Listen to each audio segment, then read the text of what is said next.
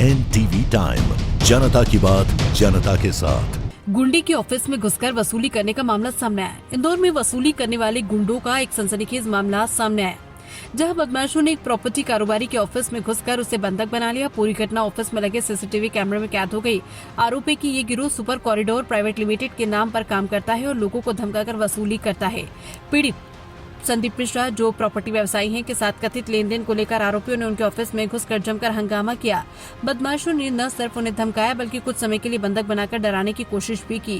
घटना के दौरान ऑफिस में मौजूद सीसीटीवी कैमरों में पूरी वारदात रिकॉर्ड हो गई। इस दौरान आरोपी अल्पेश चौहान ने खुलेआम धमकी देते हुए कहा कि वो लोगों की किडनी तक बेच देता है और उसका आपराधिक रिकॉर्ड रहा है।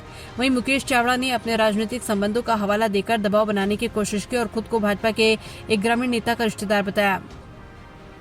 राहुल जैन, जिसे पीड़ित ने दलाल बताया, और ठगी के आरोप भी लगे हैं। वहीं विभोर श्रीवास्तव ने चंबल के डाकुओं का नाम लेकर भय का माहौल बनाने की कोशिश की। घटना के बाद पीड़ित ने पुलिस से शिकायत की, लेकिन अब तक कोई ठोस कार्रवाई नहीं होने से पुलिस की कार्यप्रणाली पर सवाल खड़े हो रहे हैं।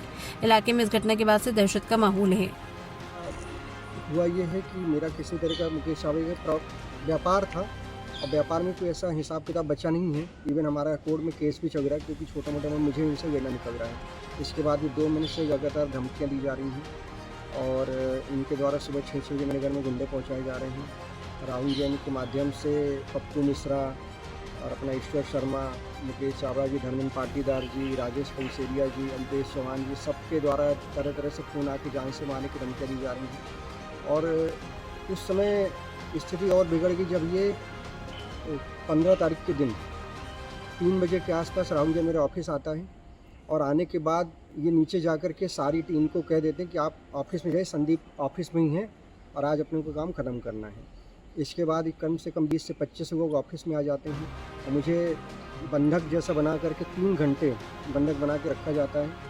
और आते ही धमकियों से शुरुआत होती है, परंतु जैसे ही कैमरे पर नज़र पड़ी तो थोड़ा सा उनकी स्थिति नॉर्मली और बातें थोड़ा सा डाइवर्ट हुई। तो उसी दिन कोई बहुत बड़ी अनहोनी हो सकती थी और उसके बाद ही मुझे समझाया। मैंने कहा उनको, मेरे सर ऐसा कुछ भी नहीं, मेरा कोई हिसाब किताब बच्चा नहीं है और जो भी प्रकरण अपना है ही वहाँ पर। और उनके द्वारा ही मुझे ज़बरदस्ती दबाव बनाया जाता रहा कि आप तो इतने पेमेंट दो और ये दो। फिर बाद में ये बाहर ले जा करके ऑफिस के बाहर भी ले गए, वहाँ भी धमकियाँ दी गई।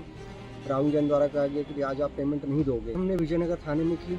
विजयनगर थाने में शिकायत करने के बाद जन सुनवाई में गए, वहाँ भी शिकायत की। उसके बाद ACP साहब से भी बात हुई, पर अभी तक कोई जांच कहीं आगे बढ़ी नहीं है।